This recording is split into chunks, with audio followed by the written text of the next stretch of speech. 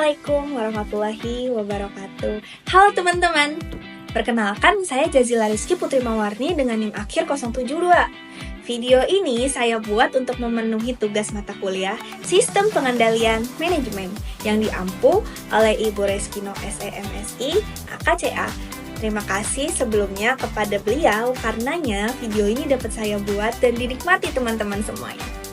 Hari ini kita akan membahas tentang pengukuran kinerja, sebuah topik yang penting, tapi jangan khawatir, pembahasan kali ini benar-benar seru loh. Kalau ngomongin kinerja, apa yang langsung muncul di benak kalian? Pasti sesuatu seperti target atau hasil kerja kan?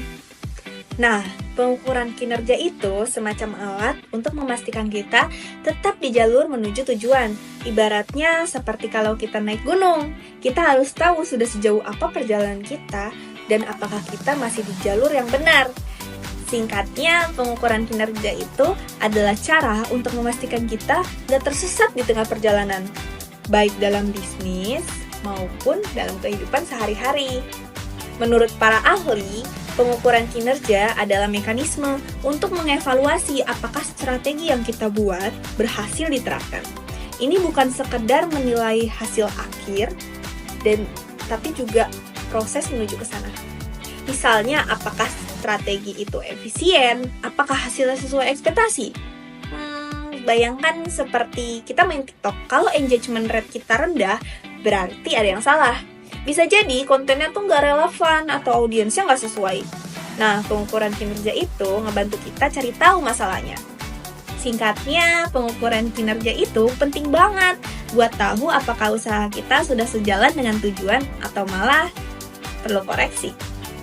Salah satu metode terkenal adalah balance scorecard. Pernah dengar kan? Anak ekonomi pasti nggak asing. Ini seperti alat multifungsi untuk mengevaluasi bisnis dari 4 perspektif. 1. Keuangan. 2. Pelanggan. Yang ketiga, proses internal. Dan yang terakhir, inovasi dan pembelajaran. Contohnya, kita lihat perusahaan kayak Gojek.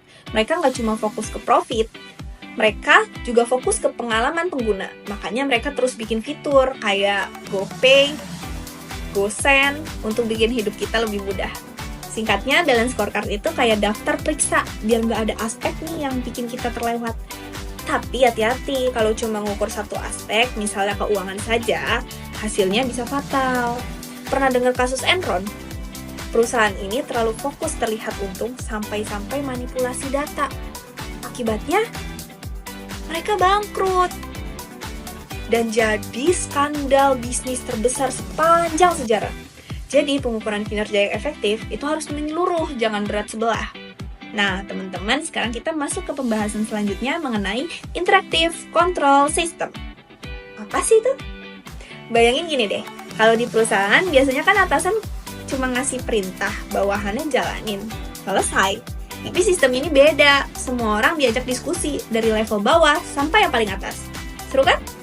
Ini semacam ruang ngobrol buat memastikan strategi yang kita jalanin tuh fleksibel dan gak kaku. Jadi interactive control system itu semacam grup chat kantor, tapi yang sehat. Bukan cuma buat ngabarin hasil kerjaan, tapi juga buat diskusi ide baru atau ngecek kalau ada yang perlu diperbaiki. Terus apa bedanya sama sistem lain? Kalau sistem biasa itu kayak GPS, cuma ngarahin belok kanan, belok kiri. Tapi interactive control system itu kayak ngobrol sama co-driver di mobil yang bilang, kayaknya kita enak deh kalau lewat jalan pintas, kita coba yuk. Jadi nggak cuma ikut jalan, tapi juga kita lebih sadar sama arah dan tujuan karena kita ikut andil di dalam pemilihan keputusannya. Misalnya kalau perusahaan kayak Netflix nggak punya sistem interaktif, mereka mungkin nggak akan pernah beralih dari DVD rental ke streaming. Kenapa? Mereka nggak dengerin masukan atau nggak sadar kalau dunia udah berubah. Ada beberapa hal keren yang didapat dari interactive control system. Yang pertama, 1, diskusi dan masukan 2 arah. Yang kedua, fleksibilitas di tengah perubahan. Dan yang ketiga, bikin orang merasa terlibat. Ini yang penting banget. Kalau semua orang diajak diskusi, mereka bakal lebih bersemangat buat mencapai tujuan. Terus cara kerjanya gimana? Bayangin, interactive control system itu kayak kita tim futsal. Semua anggota tim diskusi soal strategi sebelum main. Pas main, semua juga bebas ngasih sinyal. Kasih bola ya ke gue. Kalau ada yang salah arah, bisa langsung koreksi di tengah jalan. Singkatnya, interactive control system itu bikin strategi perusahaan jadi fleksibel. Semua orang merasa dilibatkan dan keputusan diambil relevan sama kondisi terkini.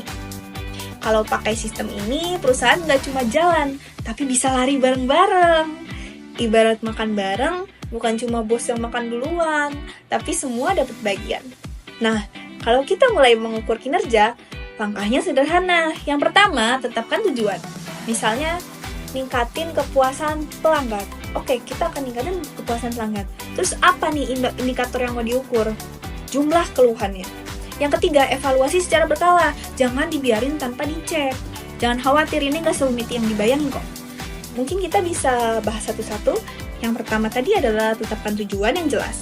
Langkah pertama adalah menentukan apa yang ingin dicapai. Tujuannya harus spesifik dan terukur. Misalnya, meningkatkan kepuasan pelanggan sebesar 20% dalam 1 tahun, atau mengurangi waktu produksi sebesar 15%. Dengan tujuan yang jelas, kita tahu kemana arah yang harus dituju. Yang kedua, tentukan indikator atau metrik yang tepat. Setelah tujuan ditetapkan, langkah berikutnya adalah menentukan apa yang mau diukur. Pilih indikator yang memang relevan dengan tujuan sehingga hasil pengukurannya benar-benar menggambarkan performa. Yang ketiga, lakukan pengukuran secara berkala. Ini penting banget. Pengukuran nggak bisa dilakukan sekali aja, harus ada jadwal yang rutin. Misalnya setiap minggu, bulan, atau kuartal, tergantung kompleksitas targetnya. Tujuannya adalah untuk mengetahui apakah ada perkembangan stagnasi atau bahkan penurunan kinerja. Singkatnya, pengukuran berkala itu bikin kita bisa cepat tahu kalau ada masalah sebelum terlalu besar. Analisis hasil dan beri tindakan lanjutan. Ini adalah poin keempat. Setelah data terkumpul, langkah selanjutnya adalah menganalisis. Apakah hasilnya sudah sesuai target? Kalau belum, apa penyebabnya? Kalau sudah sesuai, apa yang ditingkatin lagi? Dari sini kita bisa mengambil keputusan yang lebih tepat berdasarkan data. Data tanpa dianalisis? Gak guna. Yang kelima, perbaikin dan tingkatkan. Langkah terakhir adalah memastikan ada perbaikan dan peningkatan yang berkelanjutan. Hasil dari pengukuran kinerja ini bukan cuma untuk menilai apa yang sudah terjadi, tapi juga untuk membuat langkah ke depan jadi lebih baik. Singkatnya, ini adalah proses berkelanjutan kinerja selalu bisa diperbaiki. Gak ada yang namanya udah cukup. Dengan langkah ini, kita gak hanya tahu posisi kita sekarang, tapi kita juga memastikan semua tetap on track untuk mencapai tujuan. Nah, kita sekarang udah masuk ke penghujung materi nih. Dari semua pembahasan kita tadi, kita bisa narik beberapa kesimpulan. Pengukuran kinerja itu sebenarnya bukan sekedar angka, tabel, atau grafik yang kadang bikin kepala pusing. Lebih dari itu, ini adalah alat yang membantu kita memastikan bahwa setiap langkah yang diambil itu punya arah dan tujuan yang jelas. Coba bayangin sebuah perusahaan seperti sebuah perjalanan. Pengukuran kinerja adalah kompasnya. Tanpa itu, kita bisa saja berjalan jauh, tapi malah melenceng dari tujuan.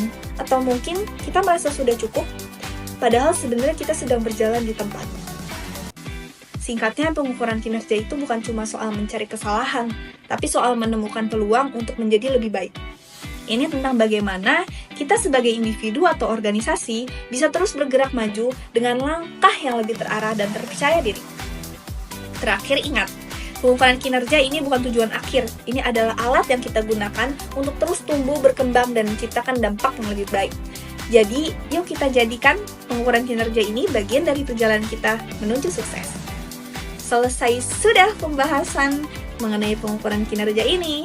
Semoga penjelasan ini bermanfaat untuk teman-teman. Terima kasih banyak untuk Ibu Reskino SEMSI AKCA atas kesempatan belajar yang diberikan. Dan untuk teman-teman semangat terus dalam mengevaluasi dan memperbaiki kinerja kalian ya. Sampai jumpa di semester selanjutnya. Sampai jumpa, bye-bye.